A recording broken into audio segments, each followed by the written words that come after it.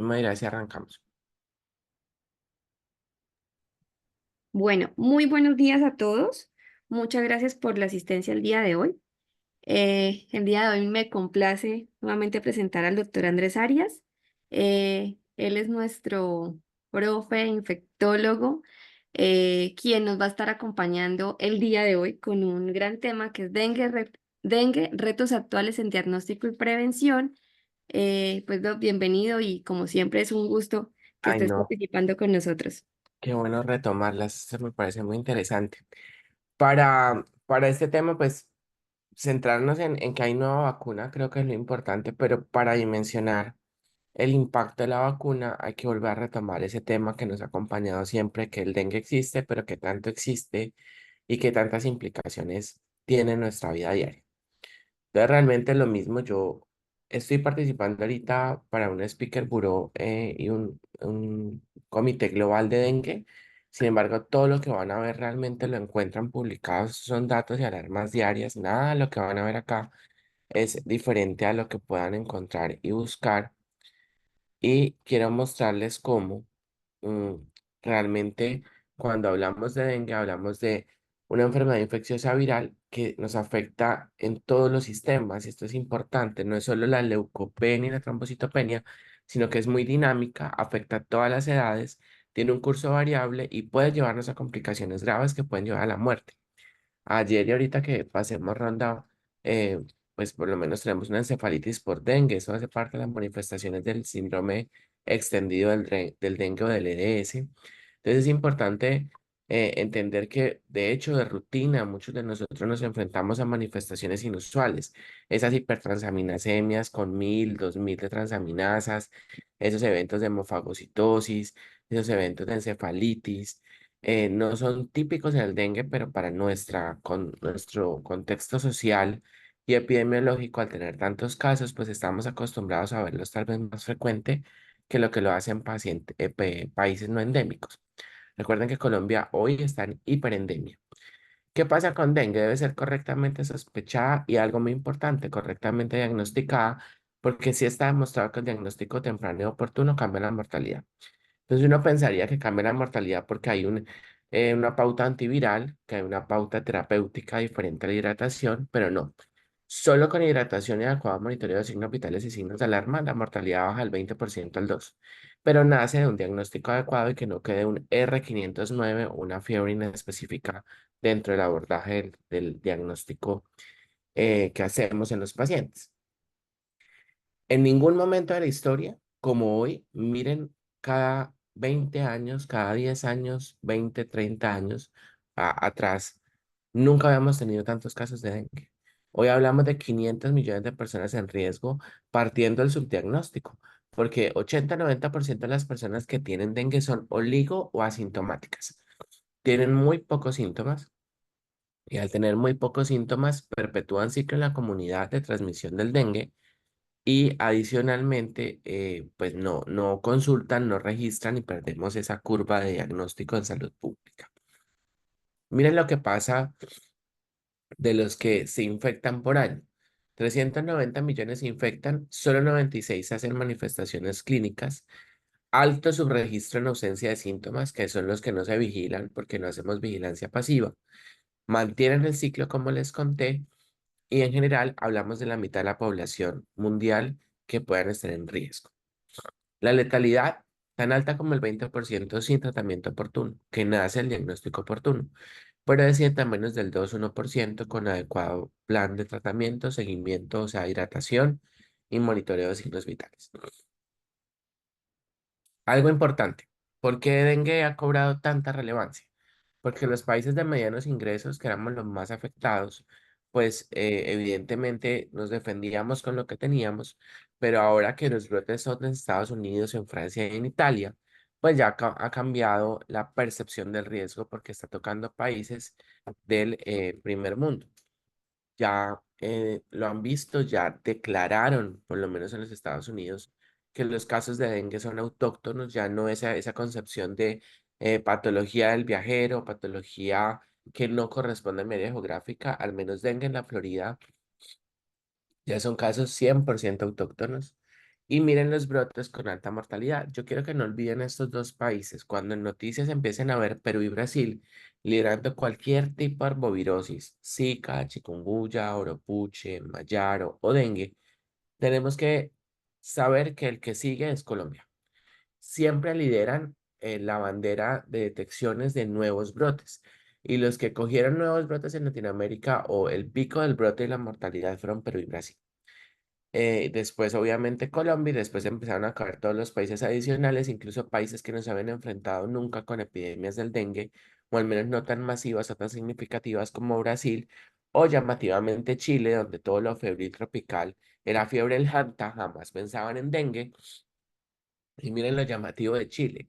A corte del mes pasado, más de 800 o por ciento veces más casos de lo que ellos estaban acostumbrados a ver.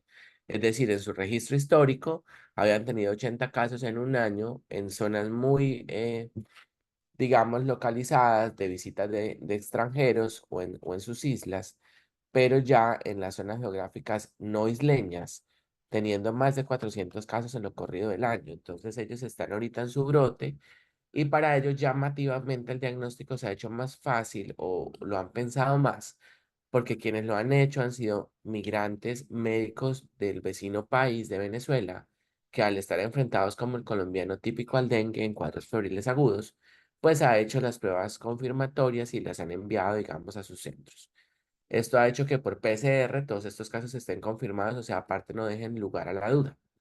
Es definitivamente para OMS una de las amenazas en salud pública en los siguientes 10 años y miremoslo, todos los factores que pueden hacer que las arbovirosis colapsen el sistema de salud. Sobrepoblación, por supuesto. Calentamiento global. Ah, no, pues no sé cómo se sentirá Laura, pero en Cúcuta estamos hirviendo en el último mes. Increíble, ayer fue el único día de descanso que nos dio. Y la resistencia a insecticidas. Todos estos, digamos, son puntos cardinales que son datos de alarma mundial. Y este último, que es en el que insisten tanto las comunidades, que nos relajamos y decimos, bueno, que nos fumiguen, ya no solo ha demostrado que la pauta de fumigación es un control muy temporal que dura en el ambiente menos de 4 o 6 horas, sino que adicionalmente ya hay resistencia al mosquito, al insecticida. Desde septiembre del 2023 ya vamos a cumplir un año y no ha bajado la alarma. Tenemos alerta epidemiológica de Organización Panamericana de la Salud para América Central y el Caribe. Y estas noticias ya son del día a día nuestro, ¿cierto? Eventos de brotes en países que han tenido ya dengue o que de hecho nunca se habían enfrentado a dengue, favorecidos en muchos casos por fenómenos climáticos. O sea, los negacionistas del cambio del clima acá pueden decir mico, pero lo que hemos visto es que fenómenos como el niño y la niña han facilitado aún más estos eventos. Miren a 2023 los países que lideraban, ¿cierto? Brasil y Perú. ¿Quién nos seguía? Colombia. Colombia hoy a 2024 está en el cuarto punto. Y miren lo que empezó mostrando, independientemente del país que usted eligiera, pero sobre todo países cardinales como Perú, el aumento de notificaciones de casos de dengue, uno, y dos, la mortalidad que le sigue. Miren Colombia, estos son canales de éxito, seguridad y alerta que hacemos en los comités de infecciones y en los COEs departamentales o seccionales para decir cualquier enfermedad, cómo se está comportando en su curso epidemiológico. Lo ideal es que esté por debajo de la verde o tocando línea verde, en seguridad es hasta que toca línea amarilla, en alerta hasta que toca línea roja y como han visto, un comportamiento hiperendémico totalmente fuera del canal. Y esto lo estamos registrando con subdiagnóstico del dengue. Ya vamos a hablar por qué yo menciono tanto el subdiagnóstico y la importancia de aterrizar a migrar a un buen laboratorio. Obviamente soy especialista en infecciones, mi actividad es asistencial, pero parte de lo que más hago es meterme en el laboratorio, molestarle la vida a mis bacteriólogos y al administrativo para ver cómo optimizo diagnóstico, porque nada es un médico sin diagnóstico, en cualquier área que se localice.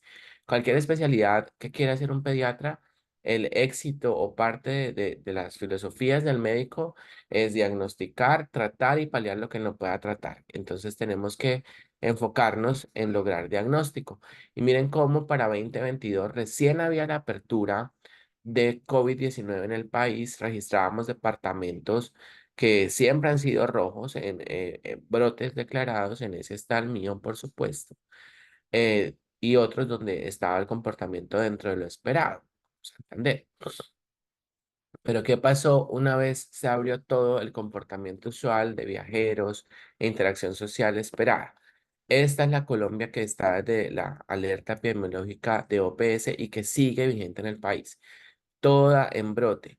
Y ustedes dirán que estas zonas geográficas totalmente tropicales donde estamos en alarma, la alarma ocurre porque para su vigilancia de canal endémico, pues en teoría no la han sobrepasado, pero con métodos diagnósticos semanales o cada 4 días, pues difícilmente vamos a lograr el diagnóstico de registro oportuno.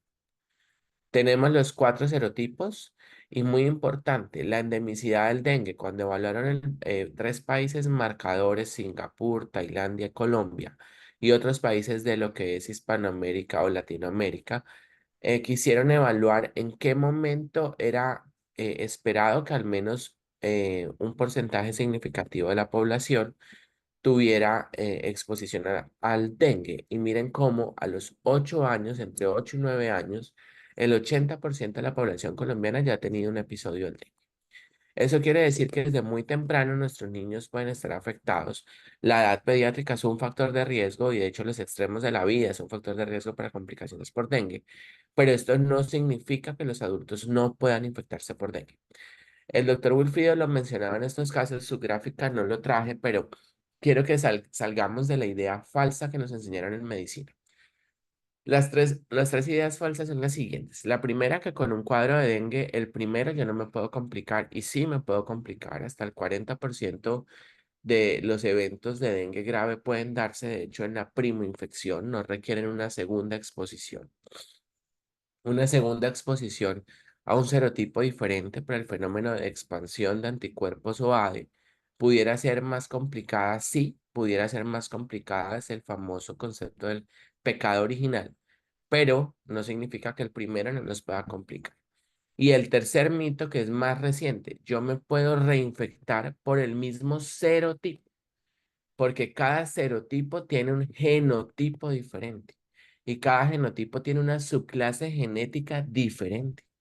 Entonces ese mito que usted tuvo el uno y no le va a volver a dar uno es mentira porque yo me puedo ir de Colombia con un 2 habiendo tenido un 2 asiático-americano, e irme a Perú y coger un 2 de genotipo cosmopolita. Entonces la exposición nuestra a lo largo de la vida no es solo a diversos serotipos, sino al mismo serotipo con diversos genotipos y con la complicación que uno espera incluso desde el primer evento. La mayoría de programas de vigilancia en nuestro país son pasivos, se alimentan desde el diagnóstico y de las fichas técnicas que hacemos y sirve para detectar y tal vez predecir actividad epidémica cuando nos salimos del canal endémico, pero no están diseñados para evaluar la carga de la enfermedad. Los casos reportados están acá, es el pico de la pirámide, pero los casos más significativos son los asintomáticos, 80%, los sintomáticos leves que van a la droguería, no consultan, no se diagnostican, los que van a EPS pero les dicen fiebre no especificada requiriendo nueva acetaminofén a su casa y no buscamos diagnóstico, y ya los que hacemos reporte, más no confirmación, porque muchos de estos casos de dengue quedan en ficha como probable más no como confirmar. Esto hace que tengamos limitación en salud pública para tomar medidas, porque limitar diagnóstico limita todas estas actividades y proyecciones epidemiológicas y parte de una correcta identificación del dengue. Miren lo que le enviamos al Instituto Nacional de Salud. De todos los casos notificados por ficha, solamente se confirma el 53%. Eso quiere decir que hay casi un 50% de casos que o son dengue que no confirmamos o que corresponden a Zika o a chikungunya que también están circulando. Pero con todo y eso, esta es la realidad. Una curva en pendiente, un disparo notorio de casos fuera de la pauta usual y del sistema de alerta en todas las subregiones del Cono Sur andina, la subregión de Centroamérica y México y la nuestra subregión Caribe, totalmente por encima de lo previamente registrado, con múltiples países en brotes, mayor compromiso cada vez en zona rural. Recuerden que este mosquito es un mosquito cachezudo, ¿no? No se reproduce en agua sucia, le gusta el agua limpia, ojalá muy fresca, Se ha habituado a vivir cerca de las residencias con viajes más prolongados horizontales. Ya logra 3, 6 metros a lo horizontal y cada vez más adaptado a las alturas y adaptado al insecticida. O sea, estamos teniendo un Terminator lentamente formado que no nos estamos dando cuenta y está afectando toda nuestra población. Somos pediatras y nos importa lo que pasa en pediatría, pero somos médicos y nos importa transmitir el mensaje. Yo tengo una frustración ahora con esta campaña de vacunación de dengue y es que se están vacunando solo niños porque los papás preguntan, puedo para mi hijo, pero también puedes para ti, tú eres el proveedor de la casa, tú puedes enfermar grave, es un factor de riesgo, tan así que la mortalidad distribuida en tortas entre los 40 y los 65 años puede ser hasta el 30% en hombres y 15 a 20% en mujeres. Y un segmento entre 15 y 44 nada despreciable entre el 5 y el 10%, o sea, sumados son casi el 30-40% de la mortalidad. Entonces tenemos que transmitir el mensaje en nuestras consultas, transmitir el mensaje en nuestra urgencia, transmitir el mensaje en la hospitalización. ¿Tuvo dengue? Perfecto, vamos a seguirlo por consulta externa. Papá, existe la vacuna del dengue. Esperamos que usted y sus hijos lo puedan tener porque el dengue puede volverlos a afectar. Son 30 segundos de intervención para buscar no tener una oportunidad perdida de vacunación. Miren cómo lamentablemente el 80% de las muertes se dan en estatus socioeconómico bajo, o migrantes irregulares, o personas con permisos transitorios que no pueden consultar, que no se sienten seguras, o que su cultura del abordaje médico no va de la mano con su sistema de creencias y van primero a la farmacia, etcétera, y podemos tener una falla en tratamiento ideal. Sí. Y no olviden el vector. Este vector, ya sea Aedes aegypti o Aedes albopicus, que puede transmitir Zika y chikungunya. Entonces no olviden que aunque nuestras gráficas nos hablan que por subregiones desde los brotes del 2013-2014 no tenemos casos, pregúntense cuántos de ustedes en su práctica diaria hospitalaria con sus pediatras como residentes ante dengue negativos están buscando chikungunya. Probablemente ninguno. Y cuando el estudio de Juan Pablo Rojas, infectólogo pediatra, mostró que en Cali tenían más de 300 casos en un periodo estudiado de menos de 3 meses, cuando el Sistema Nacional decía que en Colombia habían solo 400 pilas. Una cosa es la salud colectiva y lo que yo le mando al instituto y que él dice, bueno, de estas 1000 muestras voy a estudiar 10 a ver qué encuentro a la salud individual. Yo al paciente le debo dar un diagnóstico. Esa es mi meta dentro de mi actividad.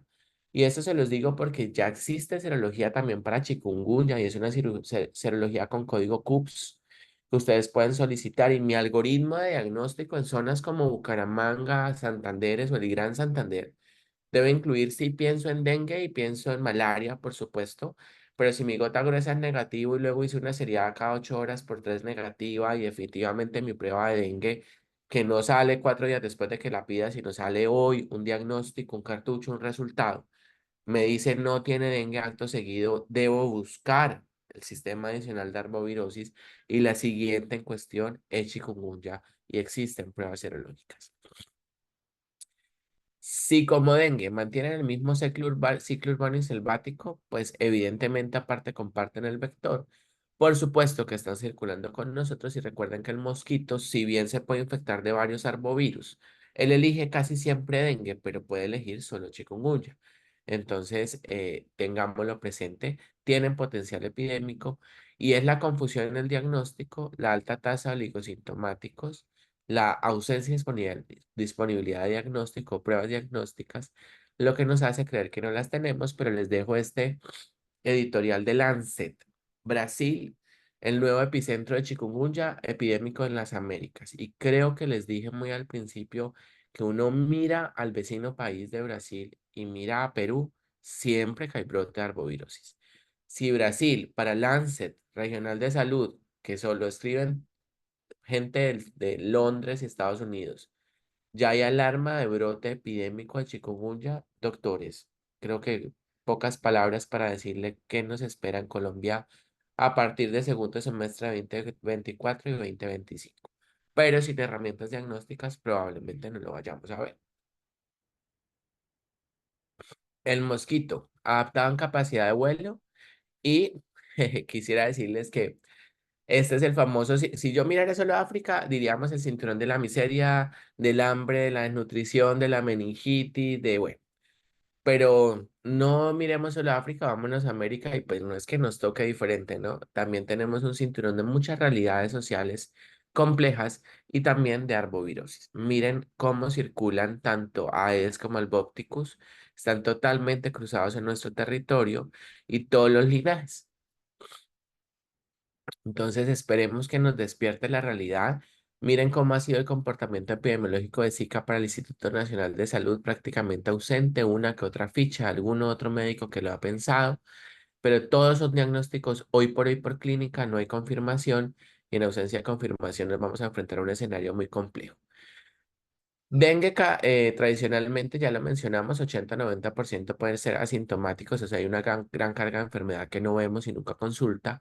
Letalidad hasta el 20% sin tratamiento oportuno de hidratación, que nace el diagnóstico, que se puede reinfectar por serotipos diferentes y mismo genotipo, diferente genotipo con gravedad mayor en lactante y paciente pediátrico, donde podemos y debemos reconocer el síndrome expandido del dengue, es decir, miocarditis, encefalitis, falla renal, hipertransaminasemia, falla hepática, coagulopatía o síndrome hemofagocítico, que puede tener transmisión vertical y ojo que están haciendo ustedes con la detección de sus neonatos febriles con leucopenia, trombocitopenia en ausencia de hemocultivos positivos que lucen bien, siempre han estado bien y no fue sepsis desde que instauramos el protocolo en nuestra institución de que toda leucopenia, trombocitopenia con 2 días de evolución hemocultivos negativos que persistían la evolución, le hiciéramos pruebas diagnósticas para dengue.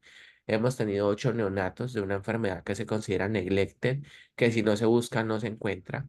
Entonces es importante que sus infectólogos aterricen al escenario local que están teniendo de hiperendemia. 2 vacunas en el mercado actual, una en investigación y ojo, mortalidad por dengue existe, ustedes lo han visto y una muy linda que les quiero traer. Ya hablamos de mortalidad por chikungunya. La doctora Marta seguramente lo sabe, yo lo tenía mm, en mi inserto mental como pediatra, el chikungunya no mata, es crónico, una vez superas el evento agudo, pero hoy no solo hablamos del long chikungunya, sino de mortalidad por chikungunya. Y sería muy lindo que si les interesan las tropicales y más en el área que se desenvuelven, lo busquen, lo lean, lo encuentren. Se llama así y también está publicado en Lancet en 3 publicaciones. Ojo por la mortalidad por chikungunya. ¿Y cómo se nos mueren estos pequeños o estos adultos por ausencia de diagnóstico? Hoy una definición de caso y miren el error de diagnóstico. Muchas veces decimos dengue probado porque tiene IgM. No, la IgM positiva lo hace probable, no lo hace confirmado. La confirmación del dengue es por PCR o por NS1 o por aumento de títulos de anticuerpos, es decir, una IgG hoy basal cuantitativa, no me sirve que me diga IgG positiva o negativa, tengo que tener valor en la IgG, que se hace un seguimiento a las 2 semanas o dependiendo del contexto de cuando hice la IgG, lo puedo hacer a la semana y encuentro 4 veces el valor del título o 2 diluciones más por encima del inicial. ¿Por qué? Porque la IgM puede ser una IgM residual de un evento previo. Como estamos en una zona hiperendémica, yo puedo haber tenido fiebre hace un año y esa fiebre hace un año haber correspondido a un dengue, no tan sintomático, no consulto. Al año vuelvo a un fenómeno febril, usted me hace una IgM y si yo tengo el cuadro clínico compatible, leucopenia y trombocitopenia y hemoconcentración, probablemente voy a decir, este es un dengue, pero ese IgM pudo haber sido una IgM de un evento previo.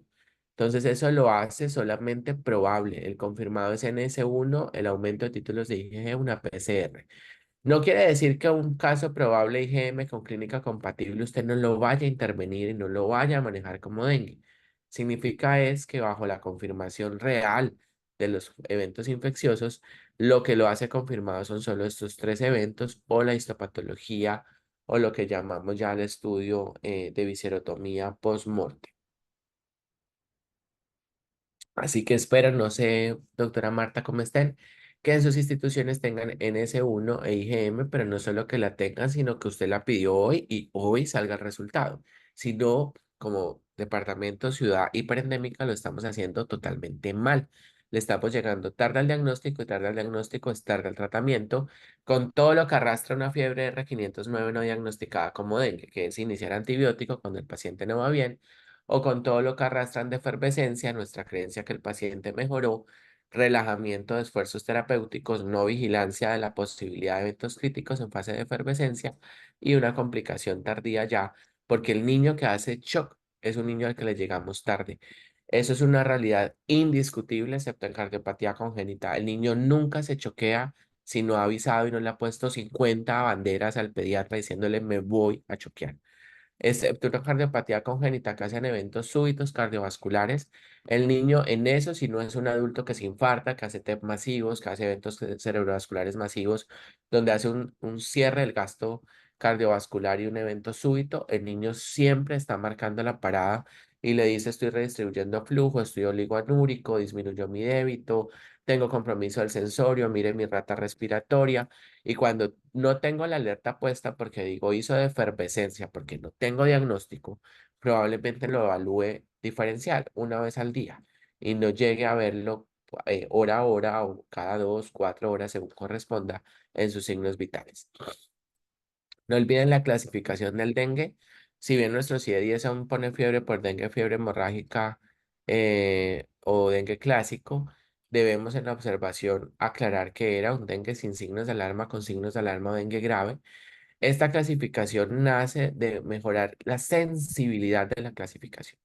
Es decir, disminuir la cantidad de dengues tal vez en un inicio no complicados, pero que podían complicarse y que la clasificación de fiebre de dengue clásico, dengue hemorrágico, generaba más egresos de pacientes con factores de riesgo particulares que se complicaban y tenían mortalidad. Esto es lo que buscó el cambio de clasificación, mejorar la sensibilidad de los parámetros con que evaluábamos los niños y los adultos y los clasificábamos para decir, venga, si tiene un signo de alarma que puede ser cualquiera de estos, yo ya lo ingreso o al menos lo observo. Porque miren que todo paciente con signos de alarma ya requiere observación estricta e intervención médica inmediata. Pero ojo con nuestro riesgo social. Esto no lo traen los americanos. Usted evalúa dengue para los CDC, le hacen un microcurso, pero ellos jamás le van a preguntar por condiciones asociadas a riesgo social. Si hay cualquier condición asociada a riesgo social, ya inmediatamente pasa a un signo de alarma, así no sea ni clínico ni el examen físico, y debe observarse.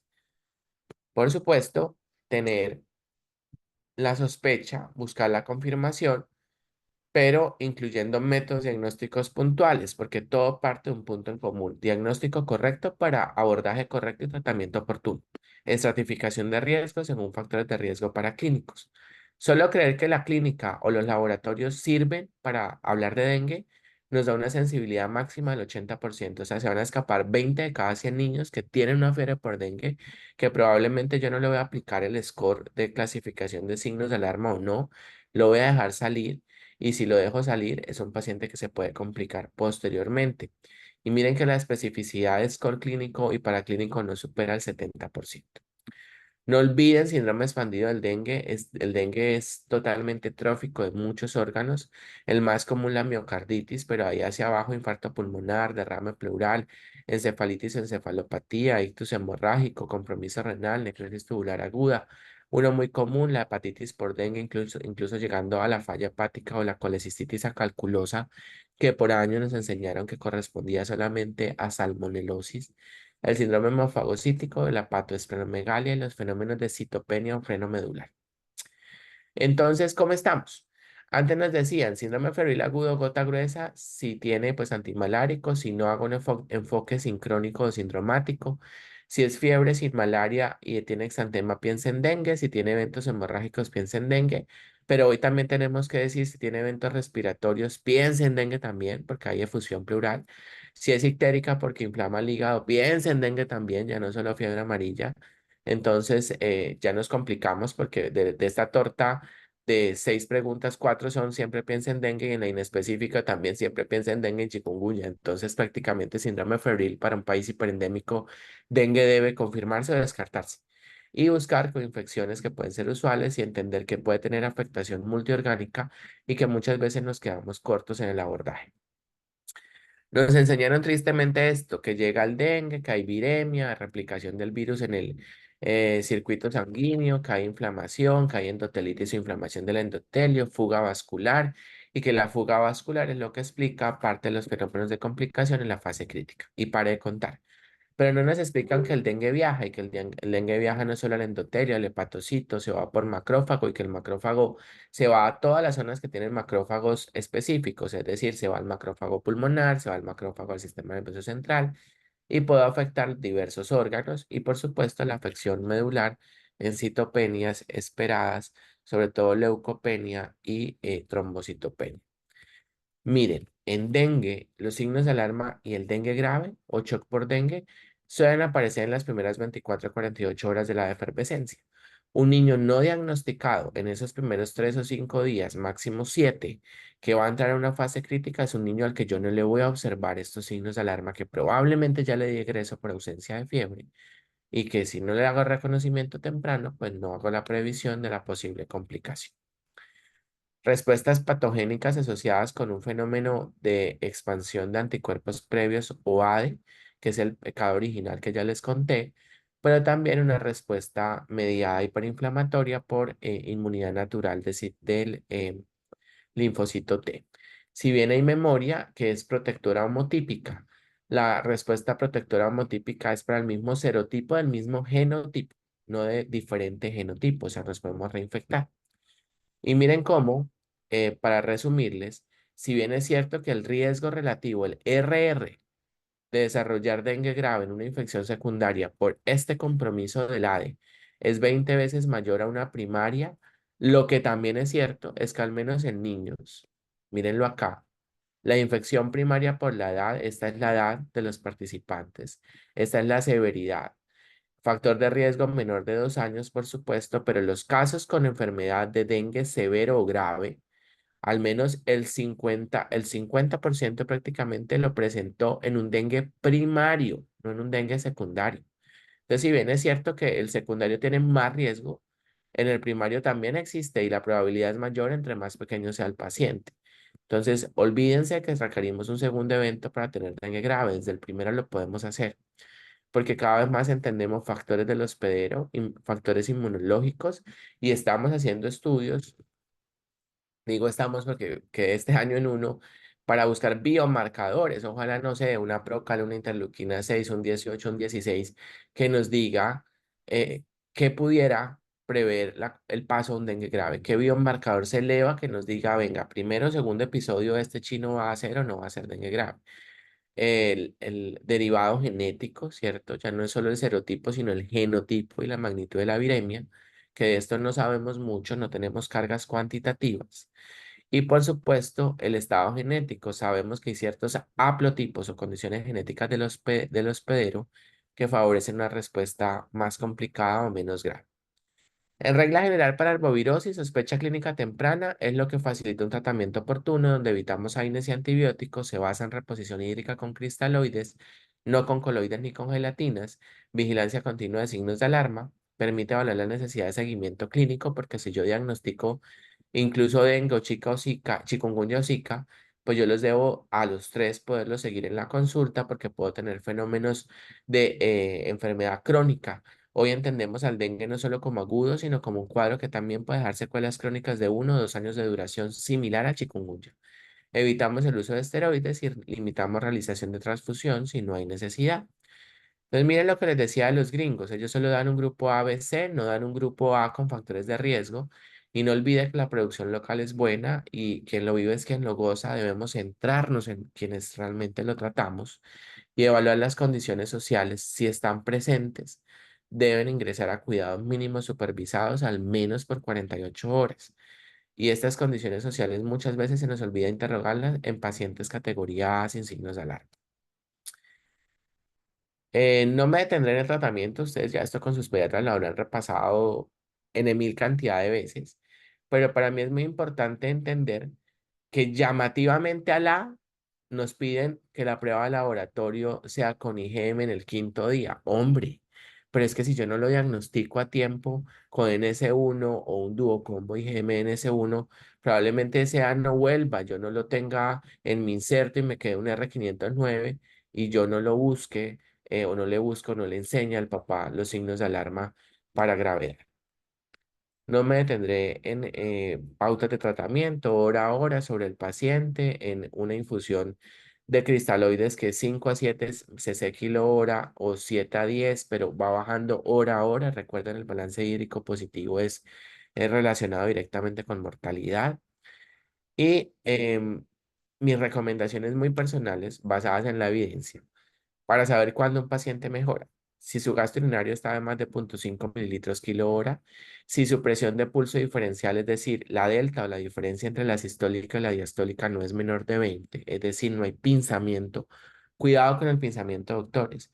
La hipotensión en pediatría, sí, como la quiera buscar, menor a percentil 5 o de acuerdo a la regla del PALS, menor a 70 o 72 veces la edad o menor de 60 si es neonato lo puede aplicar, yo no tengo rollo, pero si su sistólica está pegándose a la diastólica y la diferencia entre las dos es de menos de 20, su paciente tiene un riesgo de complicación, tiene un riesgo de progresar a shock por dengue y usted lo debe vigilar.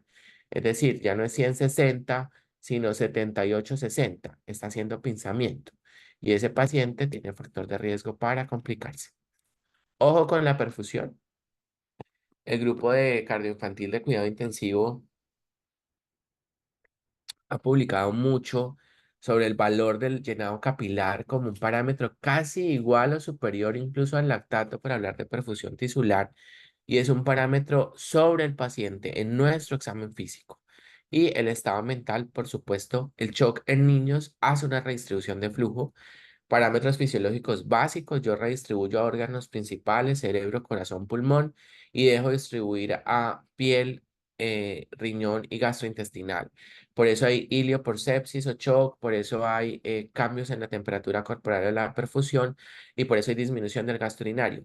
Pero cuando yo ya veo una alteración del estado mental, mi coordinación, mi sistema integrado de actividad médica debe decirme, hombre, si el paciente ya hizo redistribución del flujo, le está dando todo al cerebro y aparte de eso su estado mental está alterado, el chino está mal. Por eso es que nosotros quitamos de la categoría o el mundo quitó de la categoría shock grave o shock no grave. El shock ya de entrada es grave. Entonces toca, igual que sepsis, ya no hay sepsis grave o sepsis. También de entrada es grave. Entonces es muy importante tener presente el estado mental en la evaluación del paciente con dengue. Puedo no utilizar prueba de torniquete, recuerde la sensibilidad. Los cristaloides son la elección y ojo, no hay superioridad con coloides. Use siempre solución salina normal. Si no hay acidosis metabólica, porque esto tiene obviamente cloro, ¿cierto? Y hace mayor acidosis metabólica hiperclorémica y aniones con aniones suman, entonces acidosis metabólica del estado basal del proceso de shock más acidosis metabólica hiperclorémica, hacemos más acidosis metabólica y si hay algo cierto en funciones fisiológicas del cuerpo humano es que en acidosis nadie funciona. Ojo si hay hipercloremia, yo no debería usarla tampoco. Y ojo si hay shock sostenido con falla renal, porque la hipercloremia, la sensa es la mácula densa. Y la mácula densa que sensa hipercloremia, lo primero que va a hacer es cerrar arteriola aferente. Y si yo no le llevo gasto circulatorio al riñón o a ese túbulo renal, pues no filtra. Y un riñón que no filtre, que ya venía no filtrando, pues ya no solo me va a hacer lesión renal aguda, sino que la va a instaurar y aparte va a hacer necrosis tubular. Entonces, por eso es que el cristaloide o las soluciones balanceadas hoy por hoy marcan la parada en el tratamiento inicial, entonces lo puede usar siempre y cuando no tenga estas tres condiciones, entonces en la mayor cantidad de veces utilice el lactato, como siempre en reanimación, excepto que sea diabético, tenga trauma craneoencefálico, y cambie de lactato a solución si cuando está usando el lactato hay hipertransaminasemia o falla hepática. Porque recuerden que el lactato tiene algunos componentes que metabolizan a nivel hepático y si ya el hígado está tocado, pues de pronto no sería en ese momento el cristaloide de elección. Si el tratamiento depende de la sospecha y el correcto diagnóstico, recuerde que la prueba rápida de cassette, porque entonces ahorita van a salir y van a decir, no, entonces si no tenemos diarias, tráigame rápido. Si van al laboratorio y el laboratorio le va a hacer una oferta al administrativo. y le va a decir, venga, yo tengo estas de cassette que son tipo embarazada, usted me pone una gotica de sangre, yo en 15 minutos se la leo, si me salen dos bandas, pues tiene dengue, si me sale la DNS1, la IgM. Miren la sensibilidad, dependiendo de la que consigan del 40 al 100%, es decir, un promedio de 60. Y miren la especificidad del 76 al 100%, es decir, si es positiva, confirma, pero si es negativa, mi hijo perdió la plática porque ahí usted quedó sin saber si sí o si no y con la peor pauta terapéutica para el paciente, que pasa igual que en el diagnóstico de patología respiratoria por prueba inmunocromatográfica, que si me salió la prueba rápida para influenza y para influenza negativa, yo digo no los tiene, pero si su sensibilidad del 60%, eso es una moneda al aire, 50% de probabilidad que sí, 50% de probabilidad que no. Pero con la desventaja que si usted dice no lo tiene en su historia clínica, acto seguido su plan de tratamiento, entonces chao para su casa sin signos de alarma y ese paciente se le va a complicar. Esas pruebas rápidas son útiles por allá en la población rural de difícil acceso, con limitación tecnológica, pero un tercer nivel de complejidad, un cuarto nivel de complejidad, no puede tener hoy en un país hiperendémico una prueba inmunocromatográfica para confirmar dengue, ni para confirmar patología respiratoria. Tiene que tener una prueba que responda a un paciente, un montaje y un resultado. Básicamente que hoy me diga en 2 horas, si el paciente tiene o no lo que estoy buscando. Si no, yo estoy jugando sobre una medicina de los años 60, una medicina de los años 80, la probabilidad empírica, el querer hacer, el no. Entonces defendámonos, qué rica la medicina latinoamericana, tan enriquecida en la semiología. Pero es que la semiología cruza con todo en arbovirosis y la semiología en fiebre cruza con muchas enfermedades. Yo tengo que tener oportunidad del diagnóstico. Yo no puedo ser negacionista a la evolución de la medicina. Deberíamos tener pruebas de ELISA o ELFA que permitan hoy el resultado. No tiene sentido ni presentación que una institución no de tercer o cuarto nivel no pueda brindar diagnóstico de dengue el día que llega el paciente. No tomo medidas adecuadas. Y esto toca mencionárselo al laboratorio, pero el laboratorio nos va a plantear ambas alternativas. Y yo debo entender cuál es la que como médico me llena y cuál es la que como médico confirma definitivamente el diagnóstico. No lo olviden, diagnóstico adecuado impacta en la mortalidad del 20 a menos del 1% por un rápido reconocimiento. Nos llegan pacientes a UCI, así estoy seguro. Dificultad respiratoria, uso de oxígeno, derrame pleural. Pero ¿qué pasa cuando yo el mismo día tengo un paciente, una prueba, un resultado con NS1 positivo? Yo digo, esto es efusión por dengue, no antibióticos, espere reabsorción y vigilancia de su cuadro clínico. Haga pruebas sobre paciente en tiempo real, descarte coinfecciones. No olvide que ya hay pruebas serológicas igual de ELFA y ELISA para chikungunya. Un paciente, un montaje, un resultado. Según el contexto local, descarte Zika. Y no olvide, digamos, tenerlas en mente. Y miren la tristeza de mi hospital. Recuerden que lo que yo les dije, la ex tristeza, ya ahora es solo la felicidad. En mi hospital, toda la mortalidad se confirmaba post-mortem. Cuando yo aterricé a mirar, porque me decían, doctor, es que mira, casi tenemos ELISA para dengue, pero requiere un montaje y acumular muestras. Entonces la montamos los martes y los jueves. Cuando logramos tener al menos 10 o 20 o 30 sueros, entonces con 30 sueritos, pues yo le monto. Entonces, perdíamos oportunidad en diagnóstico, perdíamos oportunidad en tratamiento, 75% de la mortalidad era en población pediátrica, mírenlo, 10, 17 y 4 años, todos diagnosticados post-mortem. Lo que dijimos, factor de riesgo social, todos migrantes venezolanos, y se montaba el examen una o máximo 2 veces a la semana, como la mayoría de centros hospitalarios. Pero esto nace de la requisición, esto no es porque la prueba no exista, esto nace es por la curiosidad del médico y del infectólogo probablemente. Hoy hacemos diagnóstico diario. Hoy todos los días sabemos en 2 horas el resultado tiene o no tiene dengue. Y eso es importante porque aparte nos permite abordar diferenciales. Este es el estudio de Cali del doctor Jaime Castellanos y Juan Pablo Rojas.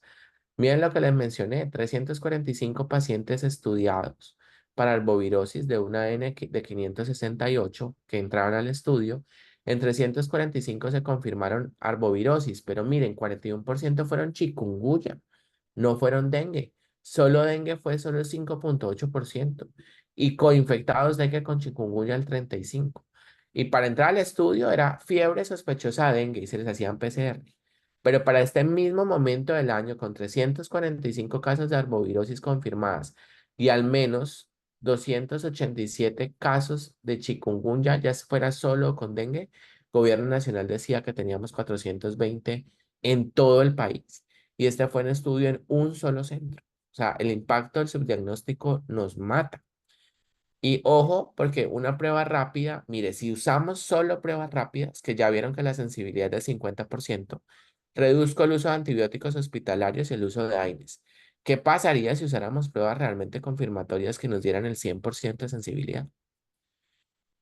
Entonces tenemos ya en el inserto que pensar que el diagnóstico diferencial de dengue, chikungunya y Zika está, que yo debo buscar, por supuesto, siempre dengue, ya sea en fase primeros 5 días, NS1 o NS1 más PCR, pero que si es negativo, yo debo irme a chikungunya, tal vez no tanto Zika, pero debo irme a chikungunya. Y lo mismo el suero convaleciente después del sexto séptimo día, cuando yo ya me muevo con IgM para dengue, que si es negativa, yo debo intentar, mírenlo, buscar chikungunya. Lo estamos haciendo, es la pauta de manejo. Ya el epidemiólogo de salud pública, nuestra institución está enterado que esto existe, ya hizo, modificó el algoritmo, está capacitando todo nuestro armamental de médicos de urgencias. Ese era el algoritmo de web inicial. Entonces teníamos un suero de 3 a 4 días, tomábamos NS1 si es positivo, caso confirmado. Si era negativo y existía la sospecha, caso no conclusivo y nos íbamos al brazo de 7 días. Suero de 5 a 6 días, que es donde yo llamo el duocombo, que es de donde nos cuesta diferenciar si sí o si no, llevamos 5 o 6 días o 7. Hacíamos NS1 e IgM. Si NS1 era caso confirmado, pues era positivo con IgM. Si NS1 positivo, IgM negativo, igual caso confirmado.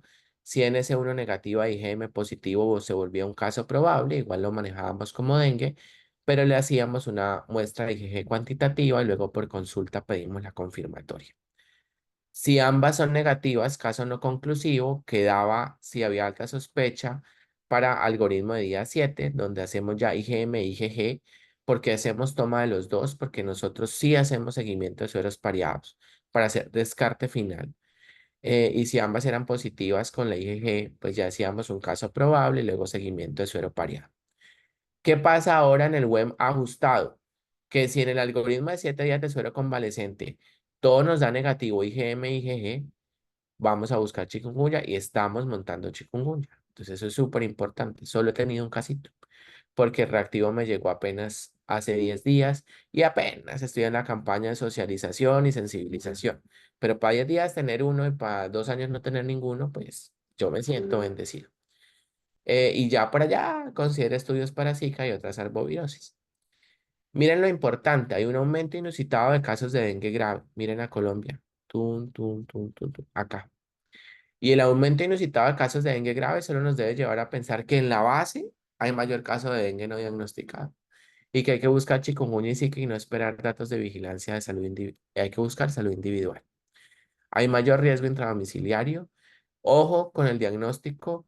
Si no diagnosticamos, no hacemos cerco epidemiológico, tenemos baja percepción del riesgo, no intervenimos en los brotes, no hacemos medidas de intervención en salud pública. Y miren a lo que vamos, PCR y genómica. Esto fue lo que les mostré. Estos son los serotipos del dengue, pero ya vamos a serotipo con su genotipo. Y lo muy importante, esto nos ha permitido entender que los brotes en el mundo lo está causando el serotipo 2 del genotipo cosmopolita, que antes no existía porque antes teníamos el asiático americano. Y ya para entrar en materia de la vacuna. Qué pena, pero pues para entender vacuna hay que entender que existe la enfermedad y si existe es a partir del diagnóstico y para entender la magnitud del diagnóstico y todo lo que se nos está pasando y lo que hacemos mal, pues había que centrarnos en laboratorio. Laboratorio es la estrella del partido, para todas las condiciones del mundo. O sea, si yo tengo una cocina mal implementada, que no tiene pruebas POC, rápida respuesta para mis necesidades como médico, créame que no lo estoy haciendo bien y es donde yo debo hacer el hincapié. Y yo debo coger cada una de mis especialidades y decirle cuál prueba de laboratorio usted no tiene, cuál le falta y cuál le va a cambiar a usted su pauta de tratamiento, a usted y a los pediatras.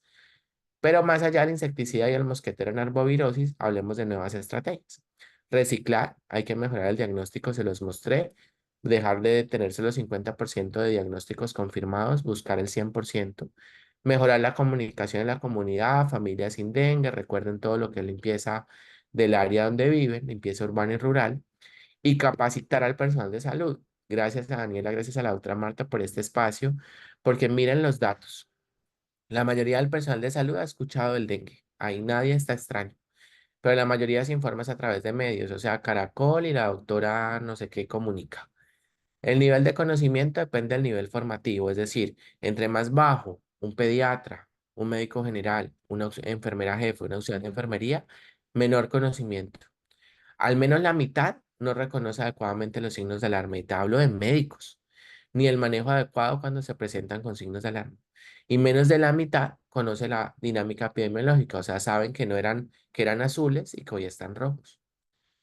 Control de campo y vector de vigilancia, algo muy lindo, se los dejo para que su curiosidad los lleve a buscar la estrategia de Wolbachia a través de un proceso de introgresión, básicamente un microorganismo que se introduce al tracto medio gastrointestinal del mosquito para evitar que replique cualquier arbovirosis y cómo esto impacta obviamente el paso del dengue, porque si el vector no se infecta, no hay transmisión final. Y miren la disminución. Este es el estudio Wolbachia Colombia, ya está publicado, se hizo en Medellín, Bello e Itagüí. Lindo que lo encuentren, lo busquen y lo analicen. ¿Y qué tenemos con vacunación? Ustedes son cardinales en esto, entiendan la importancia, aprovechen los beneficios de cada vacuna, sepamos comunicar. La pauta de cualquier vacuna por Organización Mundial de la Salud es todo lo que me disminuya gravedad o mortalidad o complicaciones, al menos un 50%, ya es una vacuna que pagó la pena todos los estudios y todo lo que hagamos porque simplemente Demvaxi aún existe, está en ciertos países, nunca se licenció en Colombia. Su desventaja lo veremos solamente en zonas hiperendémicas, pero miren que Colombia tiene más de 80% de cero prevalencia a los 8 años. Hubiéramos podido ser un país muy beneficiado, al menos durante el brote y la mortalidad que vivimos este año, pero pues quien toma las decisiones no somos nosotros. Ya llegó Kudenga para brotes, zonas hiperendémicas, vacunación del viajero y calendario regular, que es la ventaja adicional. Y Butantan MSD, que es la brasilera que está en estudio. Actualmente tenemos Kudenga y quiero mostrarles cómo la diferencia de Demvaxia con Kudenga es que también le apostó a la proteína no estructural, es decir, a las NS1 de los diferentes serotipos. Y miren, para no detenernos, cuando les hablo de esqueleto es como la base en la que se hizo la vacuna. El esqueleto de Sanofi se hizo en una base de fiebre amarilla. O sea, el esqueleto era fiebre amarilla y le sumaron algunos componentes de dengue 1, 2, 3 y 4, ¿cierto? Pero la de Takeda, su base es dengue 2, o sea, el esqueleto sobre la que se construyó es el genoma del dengue 2. Y pusieron proteínas estructurales del dengue 1, del 3 y el 4 en toda su conformación. Y algo muy importante, la versión atenuada de las no estructurales, miren, NS3, NS1 y un segmento 5 UTR de lectura inversa. Esto es súper importante porque la NS1 cada vez más dentro de la fisiopatología es un antígeno que genera daño endotelial y vascular. O sea, eso que va a hacer que al día 6 o 7 el paciente haga fase crítica. No solo es diagnóstico, sino que su papel inmunogénico es primordial. Y cuando a la vacuna se le facilita tener estos componentes, ya uno dice que desde la composición de la vacuna ya tuvimos la clave adecuada, no solo proteínas estructurales de membrana y envoltura, sino proteínas no estructurales antigénicas o inmunogénicas. Entonces, mírenla acá, un esqueleto dengue 2 modificado con todos los serotipos y la diferencia con Butantan es que Butantan es un esqueleto de cada una de sus serotipos del dengue. Pero centrándonos en Tembaxia, que fue la que no tenemos, eran 3 dosis y sí funcionó. Miren la probabilidad de eficacia de proteger contra los diversos serotipos, cercano al 70% global para hospitalización por dengue y 80% para que si hacía dengue no hiciera síntomas, pero y para disminuir la gravedad de dengue grave, ¿cierto? Pero ¿qué pasaba si usted no tenía dengue previo? O sea, si no le confirmaban el dengue previo, su riesgo de complicarse era mayor, incluso con mortalidad. Entonces, por eso es que como requería un paso adicional que era tener una IgG positiva para dengue, y eso limitaba hacia una barrera de acceso, no encontró salida en nuestro país. Ya Takeda, que les mostré un esqueleto de dengue 2 quimérico con las otras proteínas de los otros serotipos estructurales y no, Está aprobada entre 4 a 60 años, dos dosis separadas 3 meses, es decir, niños y adultos. Y muy importante, muchos estudios de seguridad seguidos a 54 meses, es decir, 4,5 años, y que hoy han continuado. A raíz del evento de Emvaxia, la Organización Mundial de la Salud y todos los sistemas FDA y EMA pidieron todavía mayores seguridades en el diseño estructural de la vacuna. Entonces, si el que se quiera parar a decir que esta vacuna no tiene estudios, está MFP, completamente equivocado. Si hay una vacuna donde le han hecho estudios hasta la saciedad, Escudenga y por supuesto Butantan. Miren la cantidad de participantes, más de 28.175 participantes, al menos para los estudios pivotales fase 2 fase 3. Y el más importante que es el TAIDS, en el que participó Colombia con el doctor Eduardo López, con la mayor cantidad de pacientes, registró al menos 3.884. Siguió semana a semana estos pacientes y demostró desde el fase 1 y fase 2 que hay una respuesta a los cuatro serotipos del dengue: celular, es decir, del linfocito T, y humoral, o sea, es una vacuna tetravalente para los cuatro serotipos del dengue. Se siguió, como les mencioné, a 4,5 años. Su análisis exploratorio final era eficacia y seguridad. Miren, en lo más importante, todo el tiempo se habló de seguridad. Y lo que se quiso evaluar era cuántos pacientes tenían dengue sintomático o se hospitalizaban por dengue y cómo se mantenía la medición de anticuerpos neutralizantes 4,5 años. Y yo quiero que miren este Kaplan-Meier tan lindo. Arriba, personas seronegativas o seropositivas para dengue, o sea, que ya habían tenido dengue o no, pero que nunca recibieron la vacuna, en la incidencia acumulada del dengue seguidas a 4,5 años, versus los que teniendo dengue o no previo, a 4,5 años sí reciben vacuna y miren la diferencia que hay en las curvas de protección del número de casos que registran los placebos versus el número de casos que registran eh, los pacientes vacunados. Entonces es muy importante porque esta gráfica básicamente habla todo lo que buscamos en la vacuna. Hay dos cosas importantes que quiero que sepan como pediatras. Para dengue 3 y 4 no hubo un número adecuado de casos y por ende la conclusión es que en muy pocos casos no se demostró eficacia a pesar de que la respuesta es tetravalente. Pero esto es porque el N necesario para tener una eficacia estadística no se logró y por eso el estudio ahora está continuado en los países donde solo circula 3 y 4 que son asiáticos. Entonces, seguramente el dato esté, que esto mismo le está pasando a Butantan, porque los que más aportamos datos fuimos la TAM, y en la TAM tenemos los cuatro, pero lo que más circula es uno y dos. Entonces, al no tener la misma cantidad de pacientes, el análisis estadístico sale con el sesgo.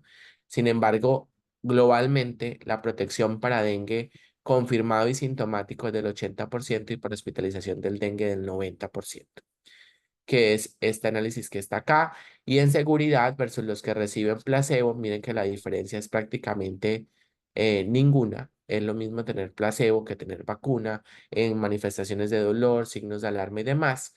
Entonces es una vacuna segura. Y miren que en un periodo de 20 años, la vacunación con Qdenga podría disminuir el 41% del dengue sintomático y el 50% de la hospitalización por dengue si yo realmente administro la vacuna en una población regular, partiendo, digamos, de un número al menos del 60-70% de coberturas. Colombia ya está rojita, ya la tiene disponible hace 10 días. Y para dengue sintomático, la eficacia es del 80%, para hospitalización por dengue del 90%, y hospitalización por dengue abarca todo lo que se hospitaliza, obviamente incluye signos de alarma y dengue grave, es decir, el impacto también en gravedad está ahí notoriamente claro. Y Colombia la aprobó entre 4 a 60 años para hombres, mujeres, niños y niñas. Viene en esta presentación subcutánea de 2 dosis. No requiere saber si tuvo dengue previo. Y ojo que es polvo liofilizado que debe reconstituirse y al ser viva atenuada, se administra subcutánea como sarampión, rubiola, paperas, varicela y fiebre amarilla con las mismas recomendaciones de prohibición, es decir, no inmunosuprimidos graves y por el momento no personas viviendo con el VIH. No hay nuevos antivirales en camino y pues eso es lo que tenía para mostrarles. No sé si haya dudas, preguntas, cómo estén ustedes con diagnóstico de dengue. Me imagino que lo piensan, lo sospechan, lo confirman el mismo día. Si no, espero que caminen para allá. Doctor Arias, buenos días. Hola. Danilo, eh, excelente la charla. Muchas gracias. ¿Qué valor tiene la vacuna? Depende del centro, pero está entre 340.000 y 400.000 pesos la dosis. Pero depende del centro. Ok, nosotros sí estamos haciendo prueba en S1 desde hace un año, pues tenemos la Pero en recomendación cassette o en equipo automatizado. en equipo automatizado. Ok. ¿Y en IGM la montan también? Sí, señor, ¿Pero la montan diaria o ELISA captación semanal? diaria. O sea, ustedes tienen un paciente, un diagnóstico, un resultado. Todos los días tienen resultado. Sí, señor. Ah, súper. Sí, desde julio del año pasado lo venimos haciendo porque pues nos están aumentando mucho los casos. Nos estamos reportando entre 300 y 350 casos mensuales. Muchísimos. ¿Y todos confirmados, doctor? ¿O se quedan muchos probados? Se queda mucho probable. Ahí el impacto está en población de nicho, ¿no? Si San Luis oferta consulta externa, ¿cómo concientizar al pediatra que es una conversación salga IgG cuantitativa y cómo poderle hacer luego en la consulta externa otra IgG, así sea para el seguimiento, para lograr tener esa confirmación final de si fue o no fue? Esa Sobre es todo nuestra, el seguimiento, ¿no? esa es nuestra dificultad porque nosotros no ofertamos consulta externa. Entiendo. Entonces lo tenemos que notificar a las diferentes EPS para que, digamos, ellos continúen con el seguimiento, pero es muy complejo para que nos Complejo. retroalimenten y hagan y pues obtener la información. Pero, Una señor, pregunta en cuanto a la guía, en cuanto al abordaje para el grupo B1, la guía de la OPS habla del grupo de los menores de un año, mientras que acá no nos piden de que sea población menor de 5 años. Yo aplico, digamos aquí en la institución, los menores de un año, en el grupo B1, como el población de menor de un riesgo. año es el que tiene el factor de riesgo escrito para complicaciones, pero si en el menor de 5 usted encuentra parte de connotación social, también no entraría. Claro. Digamos es en cuanto a la edad, no, la connotación social siempre la hemos Menor de tenido. un año. Ok, gracias.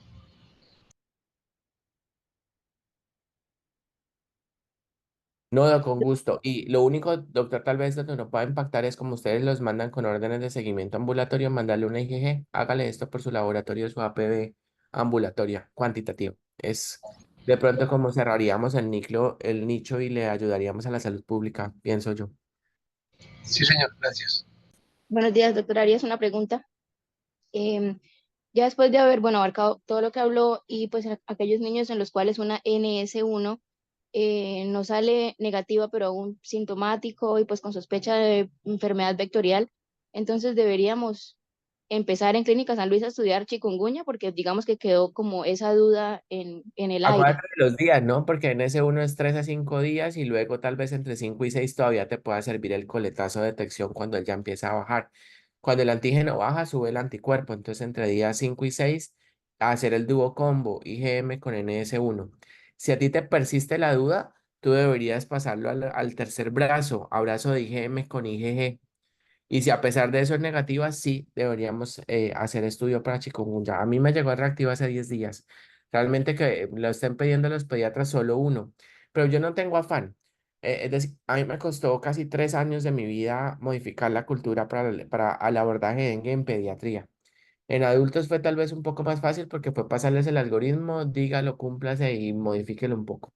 Porque obviamente dengue es algo de lo que siempre se ha hablado, habían dengue champions en mi institución, los profesores que siempre habían hablado de dengue pediatría, que era su tema personal y apasionante, entonces entrar a cambiarles un poco el inserto mental costó.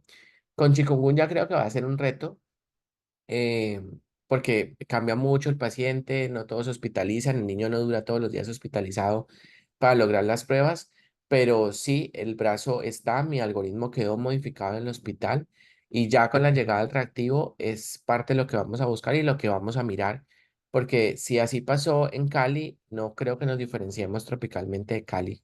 Está y tenemos el vector. Es que, Angie, lo que siempre angustia es que teniendo el vector creamos que no existe.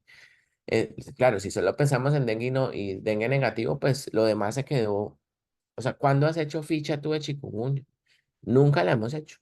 Y eso no significa que no exista, ahí está. Y es que estamos en alerta de Mayaro y Oropuche, hombre, pero si estamos en alerta de esas dos y las otras se quedaron circulando porque es que el vector está y son de circulación endémica y el ciclo selvático lo mantenemos, pues hay que buscarlo por curiosidad propia y por todas las implicaciones que tiene. No solo matan agudo, sino que chikungunya es una condición que puede generar con mayor frecuencia condiciones crónicas.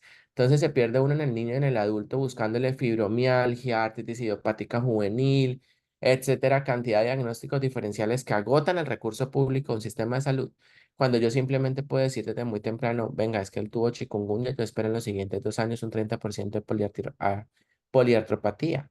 Entonces tiene una manifestación que lo explica, quedémonos quietos, vamos mirando, o que su reumatólogo lo siga por la posibilidad de viraje autoinmune. Pero de resto, creo que no hay dificultad. ¿Eso te le tocaría al laboratorio? Sí, creo que deberíamos tenerlo. La respuesta es sí. ¿Modificar el algoritmo? Sí, definitivamente agotando los escenarios del día 5 6 con NS1 IgM y día 6 7 en adelante con IgM IgG. Para dengue es negativo, la sospecha sigue. No hubo otra causa que explicar un febril agudo. Y creo que es una arbovirosis. Hacer diagnóstico de chikungunya. Muchas gracias.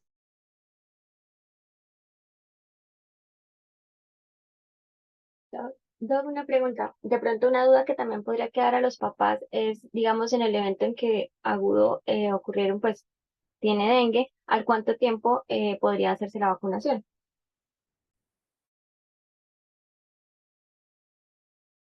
Doc, está silenciado. Perdón. Laura, excelente pregunta. Eso no se buscó como tal en las conclusiones, ni siquiera está en el inserto de la vacuna, pero lo sabemos de la vacunación con fiebre amarilla y lo sabemos de la vacunación que hubo previo con Dengvaxia. Como estos son vacunas vivas y aplica el mismo precepto de por qué no vacunamos con vacunas vivas posterior a administración de inmunoglobulina, ¿cierto? Si yo administro inmunoglobulina por un Kawasaki, dependiendo de la dosis, bueno, esa es una dosis muy alta, pero digamos por otra cosa, por una reposición, por una hipogama transitoria, yo tengo un límite de 3 6 9 hasta 12 meses en las que no puedo administrar la vacuna viva. ¿Por qué? Porque el anticuerpo del donante sano me precipita el anticuerpo que se está generando y interfiere con el antígeno vacunal que yo estoy administrando como un biológico de una vacuna viva atenuada. Para la enfermedad natural hacemos lo mismo, hacemos una producción de anticuerpos naturales que pueden interferir con la respuesta vacunal. Entonces, la recomendación parte del mes 3, idealmente a los 3 meses, y escenario más comúnmente aceptado por los expertos es al mes 6, cuando ya esperas la menor interferencia y la mayor eficacia vacunal del sistema inmunológico. Entonces, para concluir, mínimo 3 meses después, ideal al mes 6 después del evento de un cuadro febril por dengue confirmado. Gracias. Doctor Arias, buenos días. Una pregunta. Bueno, entiendo que la vacuna en estos momentos solamente funciona de forma particular. O por mi ¿Hay algo en ¿Cómo? ¿Con MIPRES también? sí. ¿Y con MIPRES a qué población? ¿Cualquiera? Cristo entra para esto. Yo soy un análisis crítico, Laura. Laura está rotando conmigo, yo creo que ha visto mi ejercicio. Yo tengo un centro de vacunación. Yo recomiendo las vacunas al niño sano, siempre, porque entiendo que eso es un gasto de bolsillo y eso lo debe adquirir el papá porque es como comprar la ropa, comprar el cepillo de dientes, para mí, comprar el jabón de baño. Es gasto de bolsillo para protección propia. Es cómo me invierto yo en salud. Cómo no me lo gasto el domingo en el partido de Colombia en cerveza, ¿cierto? Y cómo no agoto la salud pública de un país porque el MIPRES es una bolsa a la que todos aportamos y cómo necesitamos cuidar el recurso. Pero ¿cómo independizo variables? Pacientes con factores de riesgo, cualquier tipo de inmunosupresión, cualquier tipo de condición comórbida, cualquier tipo de neumopatía, estancia hospitalaria, neumonía grave, evento hospitalario, inmunodeficiencia, reumatológico, cardiológico, lo que sea que marque cualquier condición, para mí en mi acto médico es mi PRES. Yo no niego ninguna vacuna y les hago absolutamente todo. No digo es que es asmático, entonces solo le va a reforzar neumococo. Digo es asmático, entonces te refuerzo todas las que te corresponden. Papiloma, te refuerzo la de 9 que no tenías, TDAP cada 10 años. Yo hago todo mi ejercicio vacunal completo, pero siempre intento agotar el recurso privado de gasto de bolsillo, conmigo o con quien sea, Vacunorte, Cruz Roja. Lo que me interesa es que la gente se proteja, pero sin agotar el recurso de bolsillo. Entonces, hago ese primer acercamiento inicial, si se puede privado, o uno ya sabe qué paciente tiene al frente, si tiene muy claro que nunca va a poder acceder o que eso le representa el 40% o 30% de su ingreso mínimo, porque esto es una cuarta parte de un salario mínimo, ¿cierto? Entonces, a esa población sin recursos, a mí nunca me ha temblado la firma ni los 10 minutos de mi consulta para hacer todos los MIPES. Ahora, en dengue yo no lo tengo tan claro. ¿Por qué? Porque dengue es viva atenuada y por el momento no se puede aplicar a población con cierta inmunosupresión. Entonces, ya empiezo yo como a palidecer porque muchas de mis justificaciones, venga, tiene algún componente comórbido, nefrótico, etcétera. Bueno, entonces ya esa primera barrera no la tengo clara. Quienes sí en mi mente tengo muy claro que les mandaré siempre la vacuna por mi PRES si no pueden acceder por privado, quienes ya estuvieron hospitalizados por dengue. Porque si bien es cierto que en el primer evento tu riesgo de complicación existe, es 20 veces más cierto que para un segundo evento tu riesgo de complicarse es más alto. Entonces, eso es indudablemente para mí. Y van a ser un gran grueso de la población, pero del dengue que sea confirmado, no del dengue que fue sospechoso. Esa es como mi conclusión mental. Lo he intentado hacer en la última semana, pero la plataforma MiPres tiene un problema que es que no te permite pasar del biológico a la forma de presentación. Debe salir polvo liofilizado y no te permite abrir la ventana. Pero te diría yo que muy personal, mi concepto personal, paciente que haya estado hospitalizado por un dengue confirmado, para mí que no pueda acceder por un llamado al cuidado propio para vacuna privada, debería tener mi PRES por lo menos para la vacunación y evitar un evento adicional de 20 veces más riesgo de complicación. Vale, Doc, gracias. Doc, una pregunta porque no tengo ni idea. ¿Y aquí en Bucaramanga tenemos disponible la vacuna?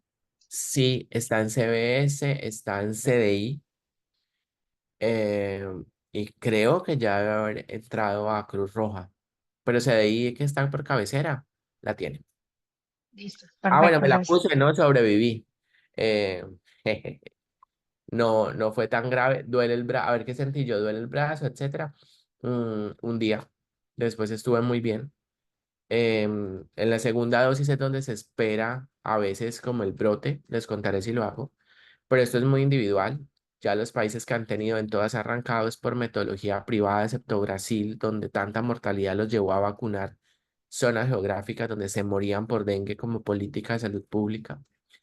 Y en Brasil sí hubo una alerta de 9 eventos de anafilaxia. Eso se debe contar.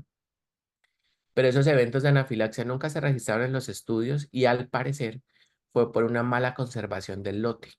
Por eso vacúnense en centros que cuenten con todas las cositas para conservar el biológico, porque esto pasó con varicela, pasó con sarampión, rubiola, paperas, vivas atenuadas donde tú no puedas asegurar que el biológico tenga una ruta de conservación adecuada. O sea, no es como llegué y la sacó de una nevera, porque hay consultorios de adultos y de niños donde la nevera es la nevera de Electrogar, ¿cierto? O sea, la del éxito. Duden mucho de aplicarse las vacunas en esos centros. Y si ustedes quieren ser vacunadores a futuro, ojalá con la norma, ¿no? La nevera adecuada, con la planta, etcétera, y todo lo que les exige la norma para conservar sus biológicos. El doctor Mauricio García tiene una pregunta. Él la colocó en el chat. Dice, buenos días, ¿se ha avanzado algo en tratamiento? Veo que en adultos utilizan vitamina C. ¿Hay alguna evidencia? Mira, esto se ha estudiado, y se lo decía Laura en estos días, para arbovirosis y todas las virales, sarampión, rubéola, paperas, etcétera. Vitamina C tiene estudios in vitro muy fuertes para estabilización del glicocáliz, y el glicocáliz interfiere en la estabilidad del endotelio. Y si hablamos de una condición que puede generar fuga endotelial, pues desde el in vitro uno esperaría que tenga algún impacto. Entonces, algunos utilizan vitamina C, algunos utilizan acetilcisteína, es parte de, digamos, la pauta terapéutica de algunas, incluso unidades de cuidado intensivo pediátrico, en algunas de ellas trabajé también. Pero ese es el in vitro y yo te traigo la misma duda, doctor. El in vitro dijo que ivermectina inhibía el COVID-19. Del in vitro al in vivo hay mucha diferencia. Yo no digo que no, todo tiene que tener una formación in vitro. Si no le hace daño al paciente, no creo que esté mal la suplementación. Yo no voy en contra de lo que tiene un parámetro de al menos seguridad y no hace daño y puede algún dato incierto de beneficio, pero la evidencia está en el in vitro, no en estudios poblacionales amplios, como sí lo tiene en sarampión el uso de vitamina A para daño ocular. Em, Hasta ahí va el conocimiento que tengo a la fecha. Si ya en esta última semana, último mes, salió algo diferente con vitamina C, me disculparía, no tengo el conocimiento, pero lo que tengo entendido es en ese proceso de estabilización del glicocálix para el daño endotelial y la fuga plasmática en in vitro. En in vivo, estudios grandes, aleatorizados o dobles ciegos, la verdad no lo conozco.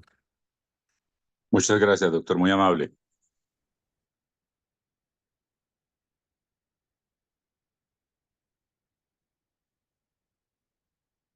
Bueno, me alegró verlos de nuevo. Espero que nos sigamos viendo.